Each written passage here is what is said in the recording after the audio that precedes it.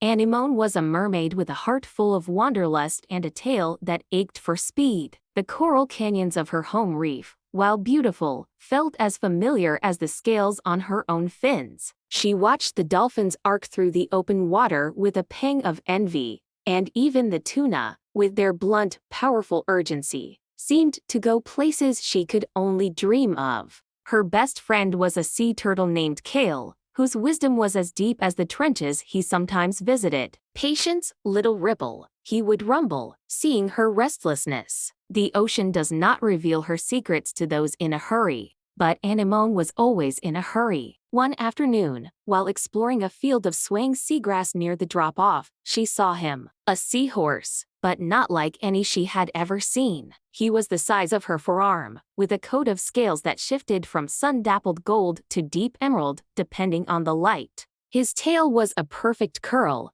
and he propelled himself with a frilly, translucent dorsal fin that vibrated with impossible speed. He was pride personified, navigating the tall grass with delicate, precise movements. She named him Orion. Day after day, Anemone returned, offering him snippets of the sweetest kelp, which he would accept with a regal sniff. She learned he was stubborn, easily spooked, and possessed a dignity that belied his small size. The idea, once a silly daydream, began to take root in her mind. What if she could ride him? She mentioned it to Kale. The old turtle let out a bubbles of laughter. "Ride a seahorse? Anemone, his pride is larger than he is. He is not a beast of burden. He is a king in his own mind." "I don't want to burden him," she insisted. "I want to partner with him. I want to see what he sees." Her first attempt was a disaster. She simply swam up and tried to slip onto his back. Orion, offended, puffed out his chest, let out a tiny, indignant squeak, and darted into a thicket of coral, leaving her stunned and embarrassed. Kale was right. This required a different approach. She began to simply exist near him, not asking for anything. She watched how he moved, how he used his prehensile tail to anchor himself while he slept, how his tiny eyes independently tracked the darting movements of copepods. She saw that for all his pride, he was fragile. The breakthrough came when an opportunistic barracuda, sleek and silver, shot into the grassbed, its teeth like needles. Orion, caught in the open, froze. Anemone didn't think. She shot forward, a blur of turquoise tail and swirling hair, and let out a powerful, high-frequency shriek that mermaids used to disorient predators. The barracuda flinched, and in that moment, Anemone swept a protective arm around the seagrass, creating a vortex of sand that hid the little seahorse. The predator, annoyed, moved on.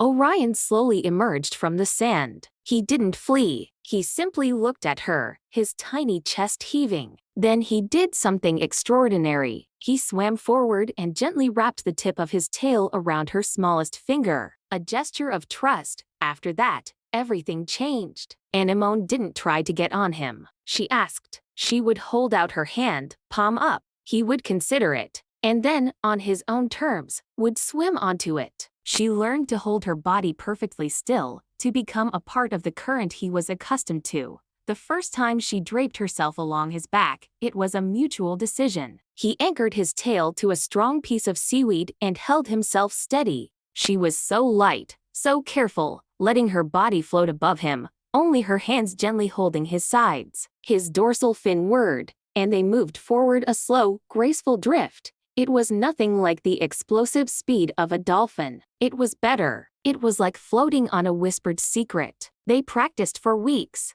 She learned to lean into his turns, to tuck her tail to make herself more streamlined. He learned to signal a change in direction with a flick of his head. They developed a silent language. Finally, they were ready for the open water. Leaving the seagrass sanctuary, Orion's fin became a blur. He shot forward, and Anemone, lying flat against his back, gasped. The world became a rushing symphony of color and light. They weaved through towering pillars of coral, dove into deep blue valleys where strange, glowing jellyfish pulsed like fallen stars, and raced alongside shimmering schools of sardines that moved as one silver mind. Anemone wasn't being pulled or carried. She was riding. She was a part of his movement, an extension of his will. She felt the subtle flex of his muscles, the tiny adjustments of his fins. They were not Mermaid and Seahorse anymore. They were a single, swift creature of the deep. She whooped with joy, the sound bubbling away behind them.